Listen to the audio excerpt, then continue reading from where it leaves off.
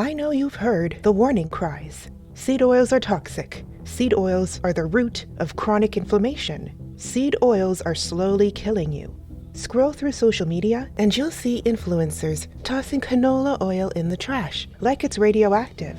Some even compare it to smoking, excessive sugar consumption, and lack of activity. But how much of this is grounded in science, and how much is modern food fear dressed up as wellness advice? Let's separate fact from fiction.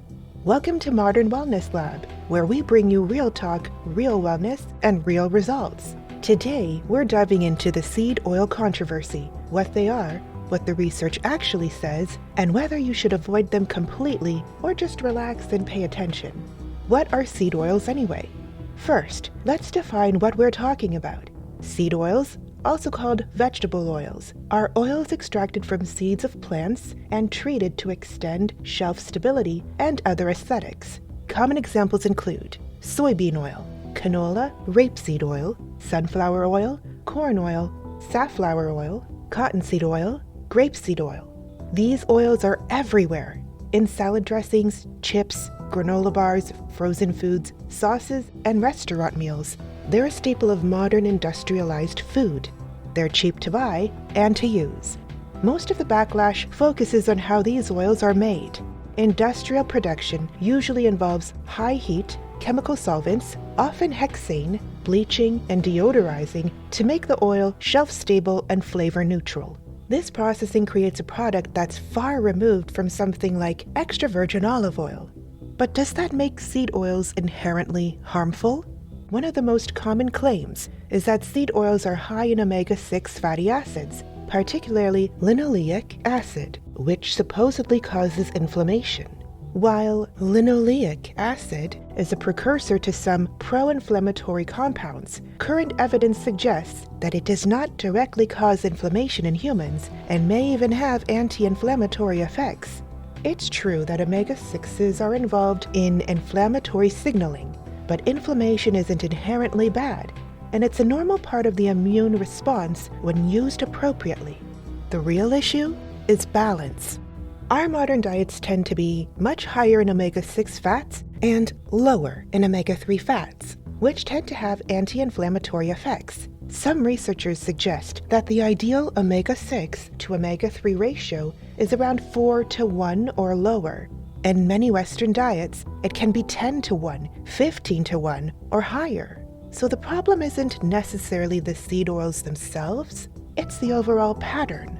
Lots of processed foods, plus a shortage of omega-3 rich options like fatty fish, flax seeds, chia, and walnuts. Bottom line here is this: too much omega-6 without enough omega-3 can tilt inflammatory signaling, but it's the ratio, not the mere presence of seed oils, that matters. Let's look at actual research. A 2017 meta-analysis in prostaglandins, leukotrienes, and essential fatty acids found linoleic acid intake did not increase inflammatory markers in healthy adults. A circulation review from the American Heart Association showed that replacing saturated fat with polyunsaturated fat, which includes seed oils, reduces cardiovascular risk. Many anti-seed oil arguments hinge on animal studies or on associations in ultra-processed foods. Correlation is not causation, and human study data doesn't support the idea that seed oils, in typical amounts, provoke systemic inflammation for most people. So while it's reasonable to question overuse in processed foods, calling seed oils inherently inflammatory isn't supported by the total evidence. Another concern is oxidation. Seed oils can form oxidation products like aldehydes when heated, exposed to light, or stored poorly.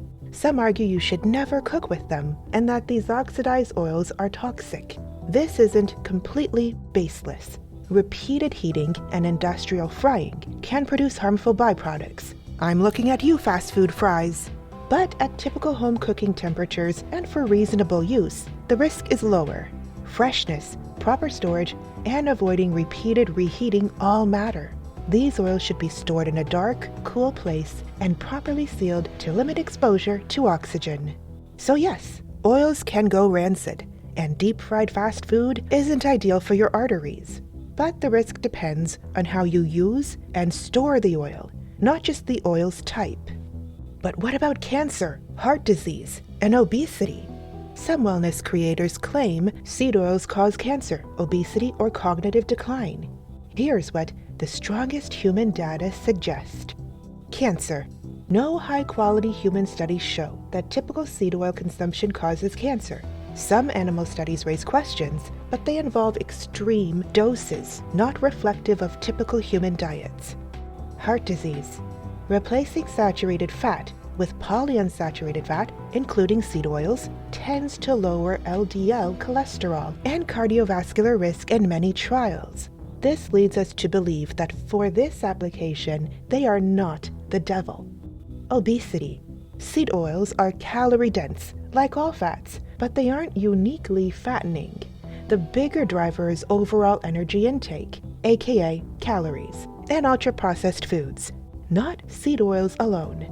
If seed oils are contributing to weight gain, it's more likely because they're embedded in energy-dense, nutrient-poor foods, rather than because they have a special obesity trigger.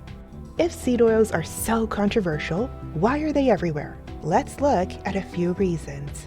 They're cheap and stable, they're neutral in flavor, they extend shelf life, they're plant-based, which appeals to some heart-healthy, vegetarian and vegan targeted marketing. Let's face it, seed oils help processed foods have uniform taste and help keep prices low. But this isn't a seed oil issue in isolation. It's a processed food issue overall. So should you avoid them? Here's the balanced take. Maybe you don't need to panic about seed oils in small amounts. A little canola or soybean oil in homemade dressing or a bit of sunflower oil in hummus isn't going to wreck your health. Should they dominate your fat intake? Probably not. If you eat a lot of fried foods, packaged snacks, fast food, and frozen meals, it's the overall dietary pattern that matters, not a single oil. A practical approach. Use a variety of fats. Extras like extra virgin olive oil for dressings, avocado oil for cooking, and a small amount of butter or ghee if it fits your lifestyle.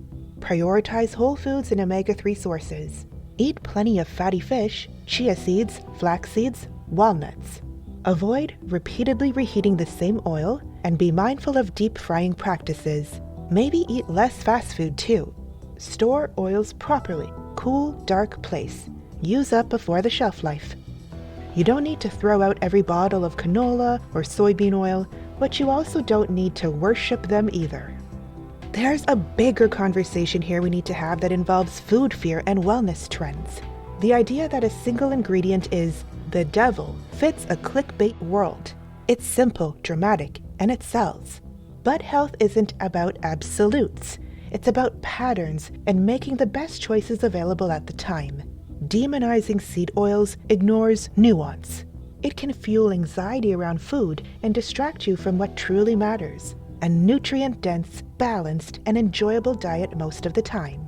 So no, seed oils aren't a superfood, but they're not Satan either. Seed oils have become a scapegoat in the modern wellness conversation. The truth is more complicated. Yes, issues like overuse, processing, and oxidation deserve attention, but the oils themselves aren't toxic, carcinogenic, or uniquely inflammatory at typical consumption levels in a balanced real food diet. Let's stop chasing one villain and focus on the big picture. Thanks for watching Modern Wellness Lab, where we're all about real talk, real wellness, real results. If you found this video to be helpful, hit the like button, subscribe, and share this video with someone who's been doom-scrolling anti-oil content. And remember, this video is for educational purposes only and is not medical advice. Always consult a qualified health professional before making changes to your diet or lifestyle.